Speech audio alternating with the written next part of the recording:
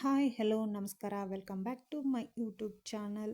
ನಾನು ಇವತ್ತು mini vlog start ಮಾಡ್ತಾ ಇದ್ದೀನಿ. ಇದು ಫಸ್ಟ್ ಟೈಮ್ ನನ್ನ ಮಗಳ ನಾಮಕರಣ ಇರೋದ್ರಿಂದ ನಾವೆಲ್ಲರೂ ರೆಡಿಯಾಗಿ ಬೇಗ ಬೇಗ ಹೋಗ್ತಾ ಇದ್ವಿ. ನಾವೆಲ್ಲರೂ 11:30 ಅನ್ನೋದ್ರೊಳಗೆ ನಮ್ಮ ತಂಗಿ ಮನೆಗೆ ಹೋದ್ವಿ. ಅವರು ಎಲ್ಲರೂ ಪೂಜೆಗೆಲ್ಲ ರೆಡಿ ಮಾಡ್ಕೊಂಡಿದ್ರು. ಎಣ್ಣೆನ ತಟ್ಟೆಯಲ್ಲಿ ಹಾಕಿ ಫಸ್ಟು ಮಗುವಿನ ಮುಖಾನ ಅವರಪ್ಪ ನೋಡಬೇಕಾಗಿತ್ತು. ಯಾಕಪ್ಪ ಅಂದ್ರೆ ಹುಟ್ಟಿದ ದಿನದಿಂದ ಅವರು ಪಾಪುನ ಮುಖ ನೋಡಿರಲಿಲ್ಲ. ಮಗುವಿಗೆ ಮೊದಲ ನಾಮಕರಣ ಮಾಡೋರು ಯಾರಪ್ಪ ಅಂತಂದ್ರೆ ಸ್ವಾಮಿಗಳು.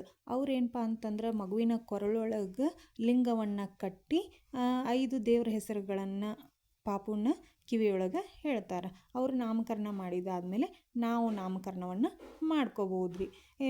ನಾಮಕರಣದ ದಿನದಂದು 9 ಧಾನ್ಯಗಳನ್ನು ಅಂದ್ರೆ ನವಧಾನ್ಯಗಳನ್ನು ದಾನ ಮಾಡಬೇಕು ಅಂತ ಹೇಳಿದ್ರು. ಹಾಗಾಗಿ ನಾವು 9 ಧಾನ್ಯಗಳನ್ನು ನಮ್ಮ ಪಾಪುವಿನ ಕೈಯಿಂದ ಮುಟ್ಸಿ